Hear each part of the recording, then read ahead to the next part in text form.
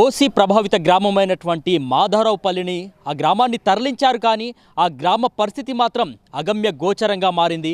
ఇప్పటికే ఏదైతే జయశంకర్ భూపాలపల్లి జిల్లా మాధవరావుపల్లికి సంబంధించినటువంటి సమస్యలపైన ఆర్బీ న్యూస్ ఇదివరకు కూడా ఇక్కడ కథనాలను ప్రసారం చేసినటువంటి విషయం తెలిసిందే. ఇక్కడ ఉన్నటువంటి సమస్యల్ని కూడా వెలుగులోకి తీసుకొచ్చినటువంటి విషయం తెలిసిందే. ఇక ఈరోజు సిపిఐ నాయకులు కూడా ఇక్కడ కాలనీలో ఉన్నటువంటి సమస్యల్ని తెలుసుకోవడానికి వచ్చారు. వారితో కూడా మాట్లాడే ప్రయత్నం చేద్దాం. మనతో పాటు సిపిఐ జిల్లా కార్యవర్గ సభ్యులు కుడుదల వెంకటేష్ గారు ఉన్నారు.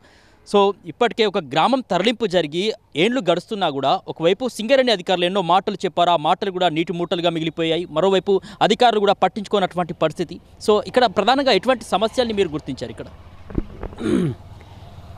మాధవరావుపల్లె గ్రామాన్ని తరలించి మాధవరావుపల్లె కాలనీని ఏర్పాటు చేసిండ్రు.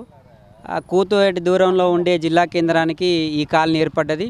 పక్కనే 1000 క్వార్టర్స్ ఉంటుంది, రామప్ప కాలనీ ఉంటుంది. అవి శుభ్రతతో మంచిగా వెదజల్లుతూ ఉంటాయి. కానీ ఈ కాలనీకి వచ్చి చూసేసరికి మొత్తం చుట్టుపక్కల ఇండ్ల చుట్టూ పిచ్చి చెట్లతోటి ఈగలు దోమలతోటి మరి ఇక్కడ ఈ గ్రామం అంటే ఈ కాలనీ దర్శనం ఇచ్చేటువంటి పరిస్థితి ఉంది.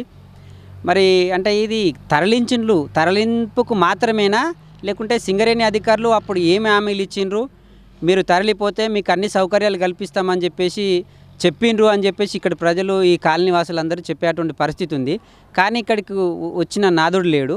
ఎందుకోసం అసలు వీళ్ళు ఏమన్నా గ్రామ బహిష్కరణకు గురైనటువంటిలా, లేకుంటే ప్రజాస్వామ్యంలో లేరా, వీళ్ళకు గ్రామ పంచాయతీలు లేవా, లేకుంటే ఇక్కడ నియోజకవర్గం వర్తించదా ఏంటి అనేటువంటి విషయం వాళ్ళు చెప్పే మాటల్లో చాలా ఆశ్చర్యం వేసేటువంటి పరిస్థితి ఉంది. సో మొత్తానికి చూసినట్లయితే ఓట్లు కూడా కొంతమందికి సంబంధించి ఇంకా అటువైపుగా ఉన్నటువంటి పరిస్థితి. సో అంటే ఇక్కడ ఓట్లకు మాత్రమే ప్రాధాన్యత దక్కుతుందా? అంటే ఇక్కడ ఉన్నటువంటి సమస్యలు ఎందుకు పరిష్కారం చేయట్లేదు? ఇక్కడ ఏదైతే గ్రామ అధికారులను అడిగితే, కార్యదర్శిని అడిగినా కూడా సరే ఆ గ్రామానికి సంబంధించినటువంటి సమస్యల పట్ల అంత చొరవ తీసుకోకపోవడానికి కారణం ఏంటంటారు?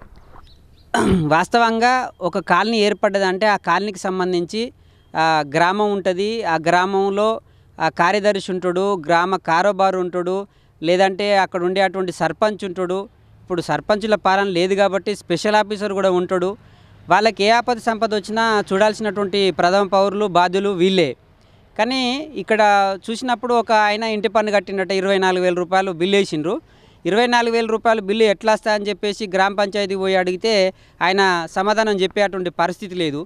మరి బిల్లు వేసేటువంటి ఆయన సమాధానం దానికి సంబంధించినటువంటి వివరణ ఇవ్వాల్సి ఉన్నప్పుడు కూడా ఇచ్చే పరిస్థితి లేదు. అంటే మమ అనిపించుకొని డబ్బులు అంటే ఇంటి పన్నుల రూపేణ గ్రామ పంచాయతీకి డబ్బు ఆదాయం కోసం చూస్తాను తప్ప ఆ ప్రజలు కట్టరా మరి కట్టే స్థితిలో ఉన్నారా లేరా అనేటువంటి విషయాన్ని కూడా ఆలోచించాల్సినటువంటి అవసరం ఉంది.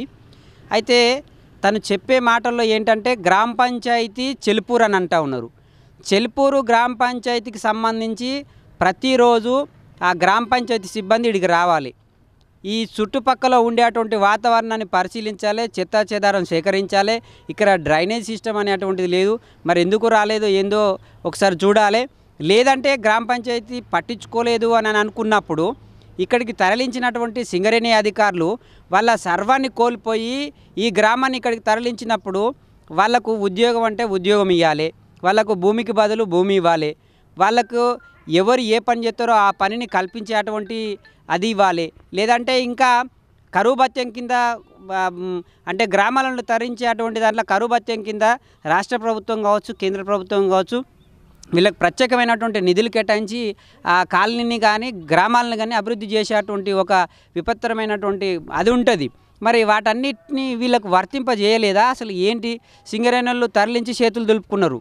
మరి ఈ దేశానికి కావాల్సినటువంటి అవసరం రీత్యా భూమి కావాలనుకున్నాడు, భూమి వదిలిపెట్టి వచ్చిండ్రు కదా. మరి వచ్చినప్పుడు ఇక్కడ వాళ్ళని చూడాలి కదా. వీళ్ళు మనుషులే కదా, వాళ్ళు ఓటేస్తూ ఉన్నారు. కొందరి మంది ఓట్లేమో కొన్ని ఒక గ్రామ పంచాయతీకి పోయినాయి, కొన్ని ఓట్లేమో చెలుపూరు గ్రామ పంచాయతీకి వచ్చినటువంటి సందర్భం ఉంది. ఇప్పుడు కలెక్టర్ గారు నజీక్లో ఉండేటువంటి కాలనీలకు గ్రామ పంచాయతీలకు ఉండేటువంటి ఓటర్స్ ఎవరైతే ఉన్నారో వాళ్ళందరినీ చేర్పులు మార్పులు జాబితాలో చేసి వాళ్ళు ఇచ్చినటువంటి దరఖాస్తులను పరిశీలించి మాకు ఈ గ్రామ పంచాయతీలు కావాలన్నప్పుడు ఈ గ్రామ పంచాయతీలో చేర్పించవచ్చు కదా ఓట్లు. కేవలం అధికారులు చెప్పుకోవటమే తప్ప వాళ్ళు పనిచేస్తలేరు అనేటువంటి ఇప్పుడు వీళ్ళు చెప్పేటువంటి మాటల్లో కనబడతా ఉంది. పనిచేస్తలేరు వాస్తవంగా అధికారులు. మమ అనిపించుకుంటాను, దరఖాస్తులు తీసుకుంటాను, చేతబుట్టలకు ఇప్పటికే మనం చూసాము ఇక్కడ ఇదే మాధవరావుపల్లికి సంబంధించి దాదాపు ఏదైతే ఇంటి పన్ను ముక్కుపిండి వసూలు చేసేటటువంటి పరిస్థితి, సమస్యల పట్ల ఆ చొరవ అయితే లేనటువంటి పరిస్థితి కూడా మనం చూస్తూ ఉన్నాము. సో అంటే ఇంత పెద్ద మొత్తంలో ఇంటి పన్నులు రావడానికి కావచ్చు, ఆయన కలెక్టర్ గారి దగ్గర కూడా పోయినటువంటి పరిస్థితి, అంటే ఇప్పటివరకు ఆ సమస్య పట్ల ఎందుకు చొరవ చూపట్లేదు? వాస్తవంగా ఇప్పుడు ఇంత గ్రామ పంచాయతీ ఒక ఇంటికి 24,000 బిల్లు వచ్చింది అని అంటే ఇంత కట్టలేను, ఇంత ఎందుకు వచ్చింది అని వివరణ అడిగినప్పుడు సంబంధించినటువంటి గ్రామ కార్యదర్శి కావచ్చు, లేదా స్పెషల్ ఆఫీసర్ కావచ్చు, లేదా డిపిఓ కావచ్చు, కలెక్టర్ కావచ్చు, వివరణ చెప్పాల్సినటువంటి అవసరం ఉంది. చెప్పలేదు అని అంటే దీని వెనకాల ఏదో మోసం ఉందన్నట్టే. ఇప్పుడు ఆ ఇంటి యజమాని వెళ్ళి అడిగినప్పుడు దానికి సమాధానం చెప్పాల్సినటువంటి అవసరం ఉంటుంది, చెప్పాలి. మరి ఈ గ్రామాన్ని, ఈ కాలనీనే పట్టించుకున్నటువంటి అధికారులు ఈ ఇంటి పన్నును అడిగేటువంటి రైట్స్ కూడా లేదనేటువంటి సందర్భాన్ని నేను తెలియజేస్తూ ఉన్నా. ఎందుకంటే ఇది తీవ్రమైనటువంటి చర్య. కేవలం మీరు డబ్బు కోసమే ఆశపడ్డారు, డబ్బునే చూస్తాను తప్ప ఇక్కడ ఉండేటువంటి కాలనీ ప్రజలను చూడాలి కదా. చూడకపోవటం అనేటువంటిది దుర్మార్గం చర్య. మీకు జీతాలు ఎందుకు ఇస్తూ ఉన్నారు? ఇక్కడ కాలనీలు ప్రజలు వాళ్ళ అంటే అవసరాలను తీర్చడం కోసమే ప్రజల సొమ్ము పోగుబడి ప్రజల ద్వారా వచ్చేటువంటి డబ్బులు అవన్నీ మీకు జీతాల రూపేణ ఇస్తున్నారు. మరి జీతాలు తీసుకునేటువంటి అధికారులు ప్రతి వ్యక్తికి, ప్రతి ఒక్క పౌరునికి సమాధానం చెప్పాల్సినటువంటి అవసరం ఉంది. చెప్పలేదు అని అంటే దీని వెనకాల ఏదో పెద్ద రహస్యం ఉండే మీరు చెప్తలేరు. ఇది దోపిడికి అంచనా కట్టాల్సినటువంటి అవసరం ఉంది. సో ఇప్పటికే కొంతమంది మాటల్లో ఆర్బీనిస్ కూడా ఇంటర్వ్యూ చేసినప్పుడు చాలామంది ఆవేదన వ్యక్తం చేశారు. అంటే ఉన్న ఊర్లో ఏదో వ్యవసాయం చేసుకుంటూ ఏదో జీవితం గడుపుతున్నటువంటి తరుణంలో మమ్మల్ని ఇక్కడికి తరలించారు, కానీ కనీసం దానికి సంబంధించి పట్టించుకునేటటువంటి నాదుడే లేడు అంటూ ఆవేదన వ్యక్తం చేస్తున్నారు. వాళ్ళ మాటల్ని, వాళ్ళ ఆవేదనను ఎట్లా అర్థం చేసుకోవచ్చు? వాస్తవంగా వాళ్ళు చెప్పుకునేటువంటి బాధలు అన్నీ కావు. ఇక్కడ 2 విధాలుగా చూడాలి. ఒకటి సింగరేణి ఈ కాలనీని తరలించినటువంటి సందర్భం ఉంది కాబట్టి వాళ్ళు చూడాలి. లేదు వారితో పాటు సింగరేణి చూడలేదనంటే గ్రామ పంచాయతీలో ఒక కాలనీగా వెలిసినటువంటి గ్రామ పంచాయతీ కిందికి వస్తే చెలుపూరులో, మరి అక్కడ ఉండేటువంటి అధికారులు చూడాలి. మరి ఇద్దరిని చూడనప్పుడు అసలు వీళ్ళు సమాజంలో లేనట్లా. మరి వాళ్ళ కోటక్కు ఉంది, రేషన్ కార్డు ఉంది, ఆధార్ కార్డు ఉంది. ఒక పౌరుడిగా ఈ కాలనీలో ఉన్నప్పుడు మరి పరిష్కారం ఎవరు ఇవ్వాలి? ప్రథమ పౌరుడు జిల్లాకు సంబంధించినటువంటి ఆయన కలెక్టర్ చూడాలి, ఎమ్మెల్యే చూడాలి, రకరకాలలో అధికారులు ఉన్నప్పటికీ చూడకపోవడం ఇది దుర్మార్గమైనటువంటి చర్య. కాబట్టి ఇప్పుడు వాళ్ళు ఈయన చేస్తున్నప్పుడు కూడా బాధను భరించి దిగమింగుకొని వాళ్ళు జీవనోపాధిని కొనసాగిస్తున్నారు. కాబట్టి సకల సౌకర్యాలు కల్పించాల్సినటువంటి సింగరేణి యాజమాన్యం చేతులెత్తేసి ఈరోజు పబ్బం గడుపుకొని భూమి తీసుకొని వాళ్ళు లాభాల కోసం చూస్తాను తప్ప ఇక్కడ ఉండేటువంటి కాలనీ ప్రజల అవసరాలను తీర్చేటువంటి దాంట్లో పూర్తిగా విఫలమైనలు. వాస్తవంగా సింగరేణిని 100 విధాలుగా 100 విధాలుగా మనం తప్పుపట్టాల్సినటువంటి అవసరం ఉంది, తప్పుపడుతున్నాం. సింగరేణి అధికారులకు ఇప్పటికైనా కనువిప్పు కలగాలి. ఈ కాలనీలో మరి మిగతా కాలనీలలో కూడా సింగరేణి కాంట్రాక్ట్ కార్మికులు వర్క్ చేస్తున్నారు. ఈ కాలనీ కూడా పురమాయించాలి. ఇది సింగరేణి పక్కనే ఉంది కాబట్టి అటు గ్రామ పంచాయతీ, ఇటు సింగరేణి కాంట్రాక్ట్ కార్మికులు మరి ఇక్కడ పరిశుభ్రతగా ఉండేటువంటిది ఏదైతుందో దాన్ని చేయడానికి అవకాశం ఉంటుంది. అపరిశుభ్రంగా ఉన్న ఇదంతా డ్రైనేజీ లేక పిచ్చి మొక్కలు మొలిసి ఈగలు దోమలు ఆలుతూ ఉన్నాయి. వర్షాకాలం అయితే వర్ణాతీతమే వాస్తవంగా చూసినప్పుడు. కాబట్టి ఇట్లాంటి కొన్ని తాత్కాలిక పనులు కూడా నిర్వహిస్తే బాగుంటుంది. పక్కనే తాగండి అని చెప్పేసి వైన్స్ను కూడా మరి పెట్టిండ్లు ఇండ్ల మధ్యలోనే. ఇది చాలా దుర్మార్గమైనటువంటి చర్య. అటు పక్కనే రోడ్డు, ఇట్లా కూతవేడి దూరంలో రోడ్డు ఉంది. అటు పక్కన చూస్తే 1000 కోటర్స్ రామప్ప కాలనీ మరి విశాలమైనటువంటి ఇక్కడ ఏరియా అభివృద్ధి చేస్తామని చెప్పేసి సింగరేణి చెప్పుకోవటమే తప్ప మరి తరలించినటువంటి కాలనీ బాగోగుల గురించి, ఆ ప్రజల గురించి ఆలోచించాల్సినటువంటి అవసరం ఉంది.